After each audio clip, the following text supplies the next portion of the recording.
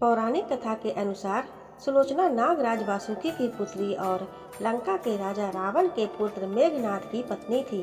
लक्ष्मण के साथ हुए युद्ध में मेघनाथ का वध हुआ। उसके कटे हुए शीश को भगवान श्री राम के शिविर में लाया गया था।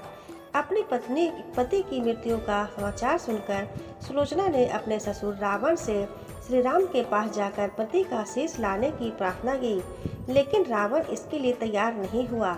उसने सुलोचना से कहा कि वह स्वयं राम के पास जाकर मेघनाथ का शीश लेकर आए, क्योंकि राम पुरुषोत्तम है, इसलिए उनके पास जाने में तुम्हें किसी भी प्रकार का भय नहीं करना चाहिए। रावण के महातेजस्वी पुत्र मेघनाथ का वध करने की प्रतिज्ञा लेकर लक्ष्मण जिस समय युद्ध भूमि में जाने के लिए तैयार हुए, तब भगवान श्री राम लक्ष्मण से कहते हैं, लक्ष्मण, रणभूमि में जाकर तुम अपनी वीरता और अपने पराक्रम से रावण के पुत्र मेघनाथ का वध करो। इसमें मुझे कोई संदेह नहीं है, परंतु लक्ष्मण, तुम एक बात का विशेष ध्यान रखना कि मेघनाथ का मस्तक भूमि पर किसी भी प्रकार से न गिरे, क्योंकि मेघनाथ एक नारी व्रत का पालक है और उसकी पत्नी परम प्रतिव्रता नारी है। ऐसी साध्वी के पति का मस्तक अगर पृथ्वी पर गिर पड़ा तो हमारी सारी सेना का विध्वंस हो जाएगा और हमें युद्ध में विजय की आशा त्याग देनी पड़ेगी। लक्ष्मण अपनी सेना लेकर चल पड़े। रणभूमि में उन्होंने वैसा ही किया।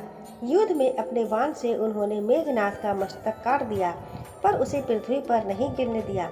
हनुमान जी उस मस्तक को रघुनंदन के पास ले आए। मेघनाथ की दाहिनी भुजा आकाश में उड़ती हुई उसकी पत्नी सुलोचना के पास जाकर गिरी। उस भुजा को देखकर सुलोचना आश्चर्यचकित हो गई। दूसरे ही क्षण अत्यंत दुखी होकर विलाप करने लगी, पर उसने भुजा को स्पर्श नहीं किया। उसने सोचा कि यह भुजा किसी अन्य व्यक्ति की होगी। ऐसी दशा में पर पुरुष के स्पर्श का दोष मुझे लगेगा। इसका निर्णय करने के लिए उसने भुजा से कहा, यदि तू मेरे स्वामी की भुजा है तो मेरे प्रतिव्रत की शक्ति से युद्ध का सारा वृत्तांत लिख दे। उस कटी हुई भुजा को दासी ने लेखनी पकड़ा दी। लेखनी ने लिख दिया, प्राण प्रिय, यह भुजा मेरी ही है। युद्ध भूमि में श्री राम के भाई लक्ष्मण से मेरा युद्ध हुआ। लक्ष्मण ने कई वर्षों से पत्नी, अन्न और निद्रा छोड़ रखी है। वह तेजस्वी तथा समस्त देवम गुणों से संपन्न है। रणभूमि में उनके साथ मेरी एक नहीं चली। अंत में उन्हीं के बाण से वध होने से मेरा प्राण हो गया। मेरा शीश श्री राम के पास सुरक्षित है। पति की भुजा लिखित प्रतिज्ञा पढ़ते ही सुलोचना व्याकुल हो गई। पुत्र वधू के विलाप को सुनकर लंकापति रावण ने आकर कहा, शोक न कर पुत्री, प्रातः काल होते ही हजारों मस्तक मेरे प्राणों से कट कट कर पृथ्वी पर गिर जाएंगे। मैं रक्त की नदियां बहा दूंगा। करुण चित्कार करती हुई सुलोचना बोली, पर इससे मुझे क्या लाभ होगा पिताजी? हजारों नहीं करोड़ों शीश भी मेरे स्वामी के शीश के अभाव की पूर्ति नहीं कर सकेंगे। सुलोचना ने निश्चय किया कि मुझे अब सती हो जाना चाहिए, परंतु पति का शव तो रामदल में पड़ा हुआ था, फिर वह कैसे सती होती?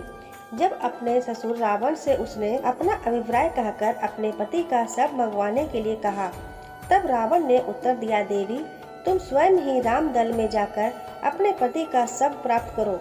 जिस समाज में बाल ब्रह्मचारी हनुमान, परम जितेंद्रिय लक्ष्मण तथा एक पत्नी व्रती का राम विद्वान है, उस समाज में तुम्हें जाने का समाचार सुनते ही भगवान श्री राम खड़े हो गए और स्वयं चलकर सुलोचना के पास गए और बोले, देवी, तुम्हारे पति विश्व तेजस्वी योद्धा और पराक्रमी थे।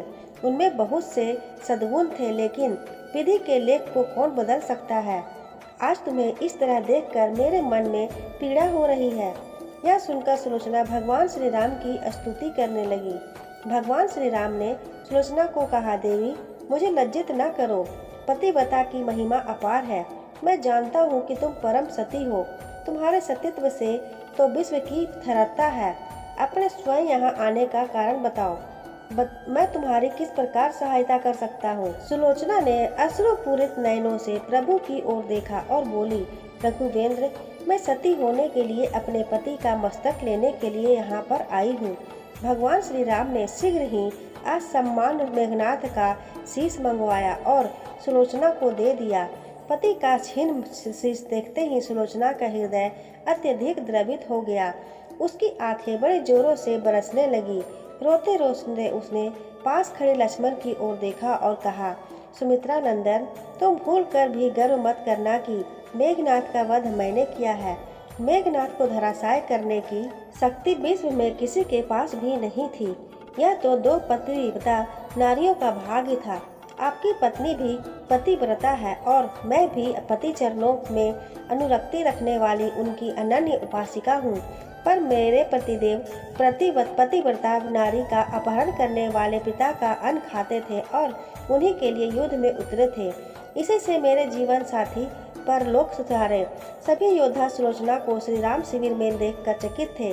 वह यह सब नहीं समझ पा रहे थे कि सुलोचना को यह कैसे पता चला कि उसके पति का शीश भगवान श्री राम के पास है। जिज्ञासा शांत करने के लिए सुग्रीव ने पूछ ही लिया कि यह बात उन्हें कैसे ज्ञात हुई कि मेघनाद का शीश भगवान श्री राम के शिविर में है। सुलोचना ने स्पष्टता से बता दिया, मेरे पति की भुजा युद्ध भूमि से उड़ती हुई मेरे पास चली गई थी। उसी भुजा ने लिखकर मुझे बता दिया। इस प्रकार के शब्दों को सुनकर सुग्रीव बोले कि अगर निष्प्राण भुजा यदि लिख सकती है, फिर तो यह कटा हुआ सिर भी हंस सकता है। श्री राम के मुख को देखकर सुलोचना उसके भावों को समझ गई और उसने कहा, यदि मैं मन वचन और कर्म से पति को देवता मानती हूँ तो मेरे पति का यह निर्जीव मस्तक हंस उठे। सुलोचना की बात पूरी भी नहीं हुई थी कि कटा हुआ मस्तक जोरों से हंसने लगा। यह देखकर सभी दंग रह गए। सभी ने प्रतिव्रता सुलोचना को प्रणाम किया। सभी प्रतिव्रता की महिमा से परिचित हो गए थे। चलते समय सुलोचना ने श्री राम से प्रार्थना की, भगवान, आज मेरे पति की अंत्येष्टि क्रिया है और मैं उनकी सहचरी उनसे मिलने जा रही हूँ, अतः आप युद्ध बंद रखें। श्री राम ने सुलोचना की प्रार्थना स्वीकार कर ली। सुलोचना पति का सिर लेकर वापस लंका आ गई। लंका में समुद्र के तट पर एक चंदन की चिता तैयार की गई। पति का शीश गोद में लेकर सुलोचना चिता पर बैठी और धधकती हुई अग्नि में कुछ ही क्षणों में सती हो गई। अगर आपको यह कहानी पसंद आई है तो प्लीज़ मेरे वीडियो को लाइक, शेयर एंड सब्सक्राइब करना ना भूलें। बेल आइकन को प्रेस करें ताकि जब भी मैं कोई वीडियो अपलोड करूं नोटिफिकेशन आपको मिल सके। धन्यवाद।